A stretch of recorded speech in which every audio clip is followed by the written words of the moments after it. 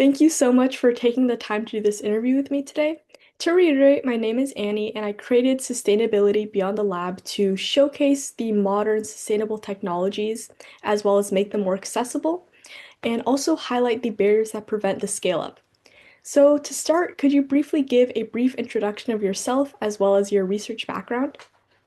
So my name's Tomi Baikie. I did a maths and physics degree originally at the University of St Andrews in Scotland.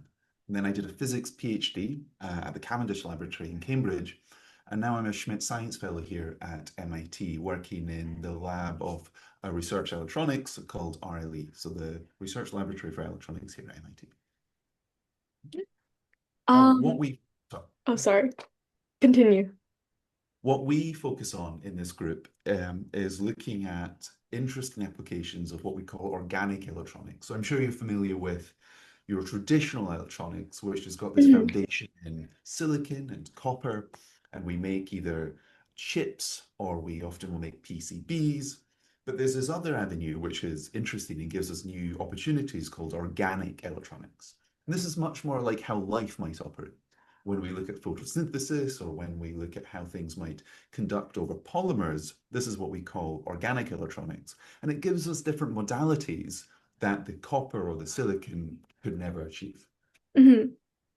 Anyway, I think, yeah. Are there any specific problems that your current research or past research background aim to address? Sure. One of the foundational challenges to the human race at the moment is how we get our energy. And that's actually been a challenge throughout all of our history. Yeah.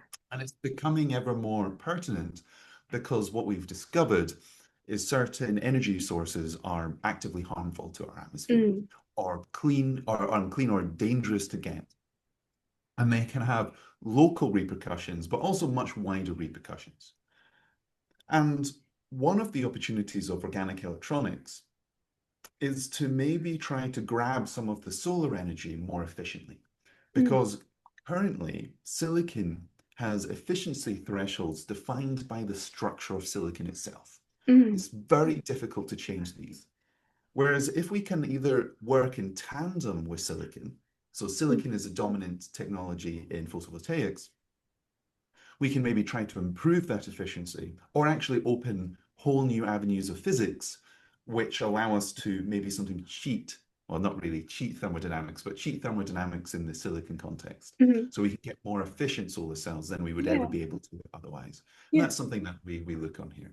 That's really interesting. Yeah. For audiences that may not be familiar with like advanced photovoltaics, why is improving solar energy conversion efficiency such a big problem? So there's many different ways of answering this question. You can argue that we have increasing energy needs and therefore using the um, available resources more efficiently is always good. Mhm. Actually, and this is maybe more niche, but I think maybe interesting to you, the challenges in silicon development and implementation of it aren't always just the raw efficiency. And we call efficiency something called power conversion efficiency. But you can have different measures of efficiency too. You could think about how efficiently can I make something? How efficiently does it give me a return on my initial investment? This is wrapped up in numbers such as levelized cost of energy. So there's many ways of looking at efficiency. One of the biggest challenges at the moment is even installation. Installing these Mm. large arrays can be very expensive, very time consuming. So the research community is actually trying to not just make every photon that comes out, every photon that comes in, every electron that comes out the most efficient, but Mhm. looking at the whole wild scale problem Mhm. and also trying to build in with existing technologies. Yeah. So these foundries that make these cells are some of the most complicated machines that the human race has ever built, right? They Mhm. cost billions and billions and billions and billions. And it's very difficult to get the investment to perform on a potentially untested technology, Mm. right? Because if Yeah. you're going to your bank and asking, I'm going to build a solar field that's going to last, I'm sorry, my alarm went off. to build a solar field that's going to last, let's say 30 or 40 years that you would expect. But this technology has a risk associated with that. Will it last Mhm. 30, 40 years? Maybe it's better to try to work with the silicon. So you've always got a default silicon technology underlying that potential increase in efficiency. Gradually, I think we'll move to brand new technologies, but it's very difficult to go from in an established technology like silicon photovoltaics with this Yeah. established ecosystem, maybe to do these giant leaps because Mhm. the requirement to build these factories and the requirements associated with them is incredibly difficult. And no one wants to take a, $100 billion bet on a new silicon technology. Yeah. Have you worked on any kind of projects in the past on photovoltaics that you find particularly exciting? I can talk about one. There's a very interesting problem, which so there's a very interesting problem. And this idea is that when we have light coming in, we have high energy photons and we have low energy photons. Mm. And our silicon cannot distinguish between these. The amount of electricity that we get out from the high energy one to the low energy one is the same. The silicon does not care. And what this means is there's a ton of wasted energy. And could we think of processes by which you could maybe convert a high energy photon into two lower energy ones, because the silicon doesn't care, you would get a power improvement. And that's something that we've focused on. It's a challenging problem because the universe doesn't very easily like you converting one thing into two. But it Yeah. is possible using processes in organic electronics, such as this singlet fission that I talked about earlier. We can Yeah. take high energy photon, create something called an exciton. Now, Mm. the details we can go into if you're interested, but it's a coupled electron hole pair. Mhm. And that allows us to conserve certain important numbers called quantum numbers. These are numbers that we're not allowed to magic up more of. Mm. Because it's a coupled exciton or a coupled electron hole pair, we can actually, in certain circumstances, suddenly make two of them. And now we have two excitons, half the energy of the original one, and then we try to do the back process of combining it to get a photon out, and that's how you can get two for the price of one.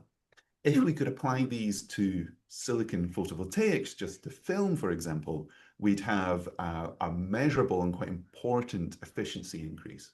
And Yeah. in principle, it could work well with existing um, manufacturing routes because all you would need is a layer on top. Mhm. Yeah. That's really interesting, actually. I love hearing about your project. Sounds very complex, actually. Yeah. I, everything has complexity associated with it. Hmm. Right?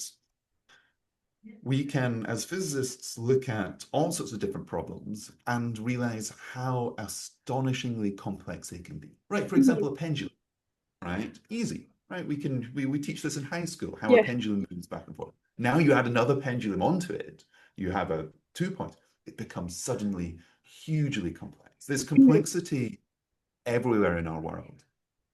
And I think it's difficult to say something is simple or something is hard, right? So Yeah. something is Abs complex or not Definitely. complex. And there's different levels of complexity. And the question you want to ask yourself is, how much do I care? How Hmm. deep do I want to dive into this system to be able to get the outcome what I want? And physicists naturally have this tool set to be able to simplify certain systems and try to focus on the parts that we're interested in. We very, Hmm. very rarely have the complete picture. Biology takes often a different route. They go, well, my system is so wonderfully complex, I can never actually understand every single route. For Yeah. example, people knew that smoking created a higher risk of getting cancer. Hmm. Why? Was a totally different and much harder question to answer. So I'm very cautious in trying to explore something just because it's complex, because you can find complexity anywhere. Yeah. Actually trying to find out what you're trying to aim for. What is Mhm. this? Why is this an interesting problem? Because we can find a lot of interesting problems. The ability to convert two to one for photovoltaics would be pretty profound, because it would give us a pretty significant increase in our ability to Mm. convert sunlight into energy. Now, there's all sorts of other problems associated. Now, if we do that, we now need to find storage for that energy. Yeah. And the the ability to decide which problem is a good problem, which is a hard problem, is actually, which is a not interesting problem, is actually one of the most challenging things I experience as a physicist, because Hmm. it's not always obvious where your science will lead to. And sometimes you've got to find something interesting, but close the door and try to focus on something that will be important. Yeah. And why I'm talking so much about this is because it leads to your question about outcomes. I think Hmm. your fundamental idea is people do great science. It's Yeah. actually, and it can be often really beautiful work. But what is actually mattering? What is our focus? Yeah. Why do we have a collective mission as a community to investigate something? Is Hmm. much harder to wrap yourself around, or even Yeah. to agree on what outcomes, or Yeah. even to agree what number is important, or how we might be able to use this in the real world. All of this wraps up into a very difficult question that I think physics as a community has actually struggled with. And anyway, I don't want to go Mhm. too much down a long rant, but I yeah no I'll stop there. Oh, yeah, I think your perspective is really interesting. Continuing on to that, what are kind of like the biggest barriers for photovoltaics that you consider to prevent widespread adoption? And are those barriers usually related to like fundamental scientific innovations or the infrastructure, economics, policy, or kind of a combination of all of these? I mean, the easy answer is a combination of all Yeah. of the things you mentioned. In many places in the world, we can produce electricity on certain days the cheapest through solar. And there are certain countries which run predominantly, produce most of their electricity from solar. Hmm. But solar is only a third, roughly, of a country's, sorry, electricity is roughly a third of a country's overall energy needs. And so there's a whole other problem above all of this is how do we move things more away from traditional chemical-based fuels to electricity? An example would be an electric car, but we've got trucking, we've got manufacturing, industry, all of which rely on often traditional fuel sources. Hmm. So there's a question on how do you, so even if we made the perfect solar cell, Yeah. just imagine that happened, it wouldn't have solved the problem, Hmm. right? The problem is intrinsically multifaceted, very complicated, and I doubt that just one sudden magical energy source would Yeah. solve that. There's certain asterisks I'd put on that, but I think that's pretty true. Yeah. Now, facing solar in particular is, in my view, a difficulty in relating the relatively established technology, which is silicon, to some Hmm. of these much newer, um, we might call them third or fourth generation solar cells. Hmm. We're not very good at being able to have even any oversight of what the silicon industry is doing relative to what our new types of solar cell are doing. And that has positives and has negatives.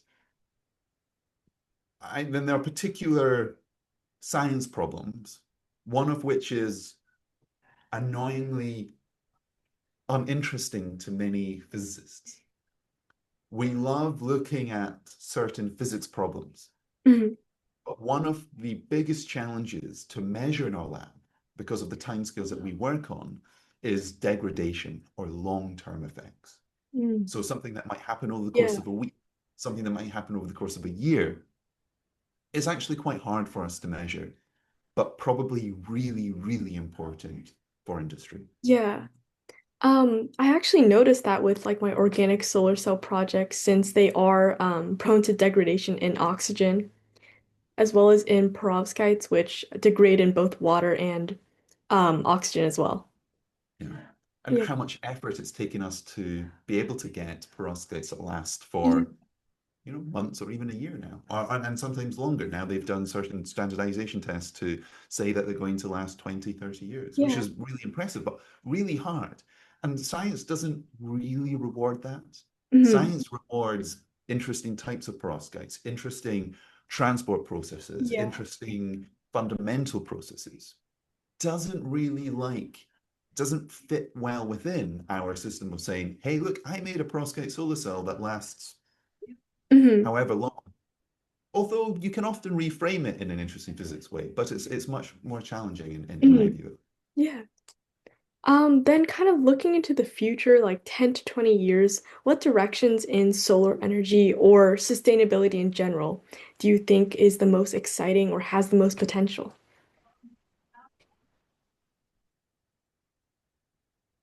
My view is there's two ways I think I can answer this question. Hmm. There's one which is very specific to my field, but I'd like Hmm. to first answer the broader question Yeah. of trying to um, discuss the challenges facing our energy security, both nationally, internationally, and the impact that has on our environment. Hmm. And there are these very established international committees. For example, one is the IPCC, Hmm. and it's trying to set out goals on what we need to do to be able to minimize the impact on our environment within a certain amount of time. And what it's saying is we cannot wait for new technologies, Hmm. right? So that there's a certain cost to electrifying cars. There's a certain CO2 cost to putting the existing solar cells out there. So we shouldn't make perfect the enemy of the good. So what I would like to see, as we're doing, as I think we could maybe be doing better, but the world, many parts of the world are trending in a very hopeful direction, is this general electrification and implementation of not only renewable but energy storage systems. Hmm. And Yeah. that gives us much more independence from an energy security point of view, which is really important for an economy or even data centers or all sorts of things like that, versus what I think the challenges in silicon are right now. Hmm. My biggest in the new generation of photovoltaics, I'm interested in how we can couple organics to silicon. And I think this is a relatively unexplored area. Yeah. I mean that we're only managing to get to the nitty gritty of now. Because this particle that I described as an exciton is relatively well described in an organic. Hmm. But in a silicon, it doesn't live very long. For reasons, there's very little force holding that electron hole together. Hmm.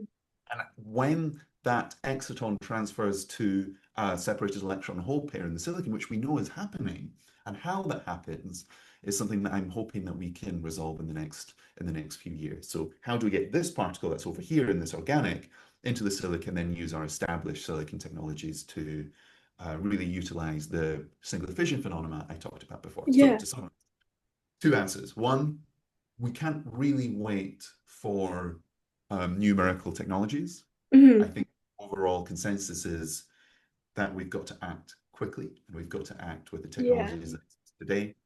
And then my other answer, which is how do we couple organic electronics to inorganic electronics? And how can we do that efficiently, well? How can we passivate? How can we let them live for weeks or months or years?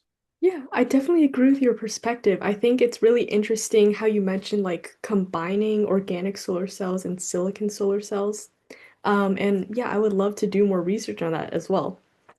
And then before we wrap up, is there anything during our interview that we didn't get to touch on about photovoltaics or your research? Well, maybe let me put this question back to you Mhm. because I'm more than happy to continue talking, Yeah. but I'm also someone who's relatively established in my little window of this research community. Maybe is there anything more that you would think would be useful for someone who without, not as maybe ingrained as me Mhm. to answer on or discuss or give Um, an opinion on? Let me see. I think I was really interested in your research on singlet fish fission. Sorry Yeah. if I mispronounced that. No, no, no. So fission is the same as nuclear fission. Well, I mean, it's a Mhm. different process, but fission, that's what we're talking about. Yeah. And then singlet is the type of exciton that we have. And this gets into Mhm. spin, which, we maybe don't want to talk about right Yeah. now. Yeah, so it's a interesting point. So when we have um, electron hole pair form in silicon, Hmm.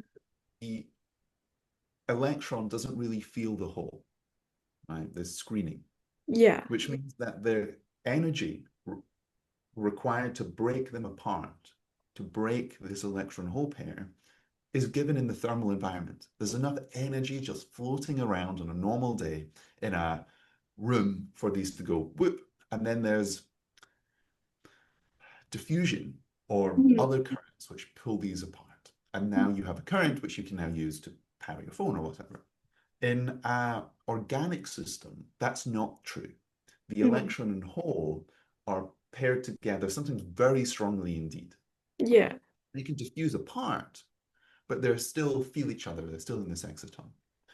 And so separating them requires often quite a bit of energy, and that Mhm. energy isn't necessarily available in the ambient environment. And you've got to try to get them to what we call a junction, or Mhm. you might be familiar with them in the organic solar cell that you made. Mhm. One of these contacts where you can now rip one out or rip the hole out, and now you get a current. Mhm. So the concept of an exciton does exist in silicon, but it's not very important. And Mhm. when I was talking about this idea of complexity before, we can pretty much put that whole concept of excitons in silicon away because they don't really matter in silicon. Mhm. Yeah, that's really interesting hearing you talk in depth about that. And yeah, I loved hearing both about your research and your perspective on photovoltaics. Well, I'm glad I could be of some help. I I think there's this is it's called Sustainable Energy Without the Hot Air. Hmm. And it's by David Mackay, who was a professor at Cambridge. Hmm. And it's just trying to give you a feeling of different energy sources and how, just on a thermodynamic point of view. So, one of the great things about thermodynamics is that you get to ignore a lot of physics. It's really Hmm. unhelpful in a way, right? You can just go up and tell someone they're wrong, right? You can't tell them why they're wrong. You Uh-huh. can't give them a helpful insight. You can just maybe give them a limit. You can Hmm. maybe give them what you've made as a perpetual motion machine. Yeah. So, but it's just a framework that allows us to abstract a lot of physics away. Hmm. But it is also really powerful because it gives you a feel of how much energy can we extract from a system. And what this book does, and I really recommend it, is just go through certain technologies, certain ideas, and say, in a limit, would this ever work?